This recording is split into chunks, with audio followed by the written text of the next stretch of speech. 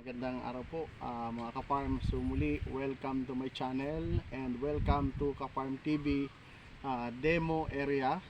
Ito po ay isang rehabilitation with production area. So lilinawin ko po ito po ay isang rehabilitation with production area kung saan tayo po ay nag-conduct ng treatment at syempre nag-clearing po tayo ng mga matitinding kalaban natin ng insekto. Dahil ito po ay pugad ng matitinding klase ng insekto na nagiging dahilan ng pagkabigo ng ating pong mga dating nagpabunga dito, mga dating financier at syempre yung mga dating mango contractor. So may mga bagay tayong isinaayos dito, inaral natin yung sistema ng panahon at syempre meron tayong mga ginawang treatment para may kondisyon natin yung puno para sa susunod na panahon. Pero habang ginagawa natin yon, gumawa tayo ng paraan na magkaroon ng return of investment do sa mga ginagastos ng ating boss. At yun nga yung tinatawag ko na rehabilitation with production. So dahil ito po ay isang failure area, dito po sa area ng Santa Barbara, Iba Zambales, ako po ay naging transparent sa inyo mula't simula. Sinabi ko po sa inyo, ano't ano man po yung maging resulta, ay ito po yung pagtanggap ko ng challenge. Syempre with my very supportive na boss kay Boss Jan. At syempre sa kanyang mga friends, at syempre sa may-ari ng farm na to, nasa kasalukuyan ay nandito at umuwi siya from USA. So hindi lang natin siya ma-interview sa ngayon kasi medyo maedad na rin siya at ayaw na rin niya siguro ng exposure. So sa ngayon mga ka-farm, ito na po, isi-share ko sa inyo. Ito po yung ating area na inatake ng critical stage. So kasama ko po yung mga sprayman ko ngayon at yung cameraman ko nga po, shout out kay Rodski at syempre sa isang sprayman natin andito rin at yun, so ibabahagi ko po sa inyo ano po ba yung naging resulta kasi tayo po ay inatake ng full bloom o yung tinatawag nating critical stage na kung saan ay bawal tayong mag-spray. So kami po ay nag-spray dito gamit po yung Ka-Farm TV secret weapon, yung pong ating tinatawag na emergency shot. So malaki po ang naging mission natin dito at malaki po yung naging involvement po nung ating ginamit po ay ang Pexalon at yung pong kanila pong Akanto at syempre yun pong atin pong Ka-Farm TV secret weapon. During critical stage nahirapan po tayong patayin ang iba't ibang uri ng insekto pero gumawa po tayo ng sarili nating mixing. At yun nga po, malaking bagay po doon yung Pexalon at yun nga pong Akanto ni Corteva Agri-Science. At tayo po ay magkakaroon ng partial hugas. Doon na po pumasok si Superstar at saka po si Goldasim at doon na po pumasok ng mas mataas na mixing natin ng atin pong secret weapon at syempre pumasok na rin po si Grandmaster. So ipapakita ko po sa inyo yun po naging resulta mga ka-farm. Ayan po dito. Ayan.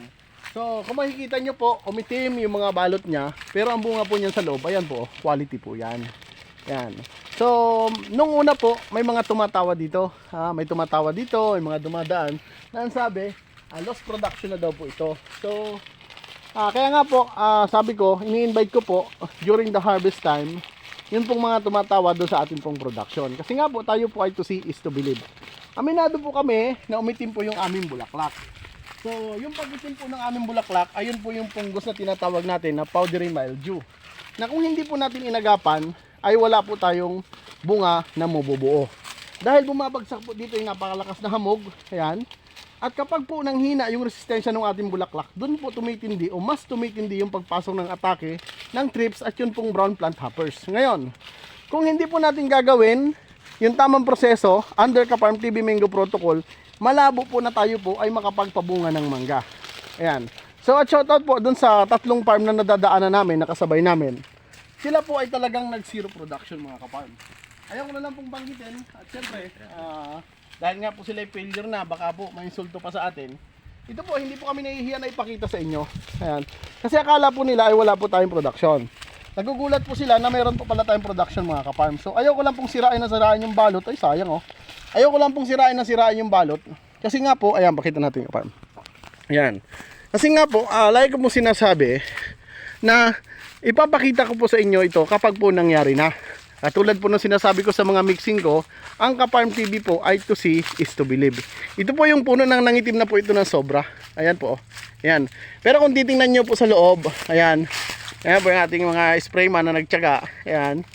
Ayan, pakilala ng pangalan. Joaquin. Iyon, si Joaquin. Pakilala ng pangalan. Iyon, si Rod. Ayan, at syempre, Dahil nga po sa ako po ay 2 linggo wala dito, sila po yung naging in charge ko. At lagi ko pong sinasabi, ang tao ng Ka-Farm TV, basta po't kompleto ang atin pong mga gamot, syempre lalo na yung ating secret weapon, wala po tayong kaba. Dahil alam ko po yung resulta ng kanilang ginagawa, kung sila po ay sumunod ba sa atin o hindi mga ka-farm. Ayan. So, kuya, yan, kuya, halika. Hingan lang kita ng konting salita dito. Halika, halika. Konti lang. At yan po si kuya. Isa po sa napakasipag na farm employee dito. Dito ka sa ipon naman ka. Ayan. So, siya po yung makakapagpatunay dito kung paano po na nangyari na yung nasunog po na bulaklak ay nagtuloy pa rin. Ayan. So, ako po ay nagpapasalamat syempre sa malasakit ng mga tao din dito sa farm. Kasi sila po yung lagi kong tinatanong dito. Ayan. So, yun. Hanggang doon lang po muna yung mai-share ko sa inyo. Unang-una, ako yung nagpapasalamat. At yan si kuya. Yan. Yan po ay isa sa matagal na dito sa farm. Siya po ay makapagpatunay na yung aming pong bulaklak ay umitim na para ng uling. Tama kuya? Na kung titingnan mo, nung una ay wala nang pag-asa. Tama? Okay naman po, sir. Ano nangyari? Marami pa naman, marami Iyon, doon ako nagpapasalamat. Lalo dito sa parte kabila, sir. Iyan, at ang isa pa, ito for the very first time, walang kurikong. Wala po, sir. Tama, ayan sabihin mo sa camera na walang kurikong. Walang kurikong, sir. Malinis, malinis. Dati, kasing laki pa lang ng munggo, mais. Mais. Inaatake na. Opo. Ngayon, yung dating nag-i-spray dito, halos umiyak sila, 'di ba? Walang production. Kami, rehabilitation pa lamang nandiyan, kakita po yung mga ginagawa namin. Ano sinasabi nila? Wala nang pag-asa. Ngayon, ano masasabi mo? May pag-asa? Wala. Yeah. ayan mo si kuya, Yan. Yan po ay umitim dahil po sa atake ng brown plant hoppers. Pero hindi po namin yan pinabayaan. Ngayon, akala nyo po kakaunti ang bunga. Pero nandito po yan sa loob mga ka-farm. Papakita ko po sa inyo. Yan. Kasi po, yung mga nasa ilalim, hindi po yan tinamaan ng hamog. Ayan. Kasi ang napakatindi po dito, yung tinatawag namin na ulop o fog sa madaling araw. Ngayon, yung lahat po ng bulaklak sa loob niyan, kapag siya po ay full bloom, siya po yung unang-unang nadadamage dahil nga po doon sa nadidevelop na fungus galing sa hamog. Ayan. So ngayon, nag-internal spraying kami. Mas pinaalagaan ko po yung loob nito, kaya kung makikita nyo po, wala po siyang bunga sa labas, pero ang bunga po niya ay nasa loob mga ka-farm. Ayan po, yan. Yan. So, kaya doon sa sa nagsasabi na wala daw pong may diet daw po yung ating mga procedure dito, kailangan nyo pong tanggapin na minsan nagkakamali din po tayo ng ating pong mga opinion. Ako po, wala po akong nais na patunayan sa inyo, pero lagi ko pong sinasabi, ang Ka-Farm TV po is to see, is to believe. Ito na po yung aming second batch, at kung gusto nyo po itong makita, anytime pwede po kayong pumasyal dito, pero sabihan nyo po kami pag bibisita kayo para kami po ay nandito sa aming area mga ka-farm. Muli, mula po dito sa Santa Barbara, Iba Zambales, sa pangalan po ng aking po mga napakasipag na sprayman, bagamat kami po ay magbabakasyon dahil sa Holy Week, ako po ay panatag na ang area po na to ay soon to harvest na, kaya tandaan po ninyo, pagdating po sa mga masiselang sitwasyon at alanganing kondisyon, lagi po ninyong tatandaan, Ka-Farm TV at your service, meron na po tayong solusyon, meron na po tayong napatunayan, dahil lang kailangan po natin ay pakikipagtulungan. Muli, Ka-Farm TV po at your service, maraming salamat po. Subscribe Ka-Farm TV sa YouTube for more informative videos. Mula po dito sa Santa Barbara, happy farming, I love you all.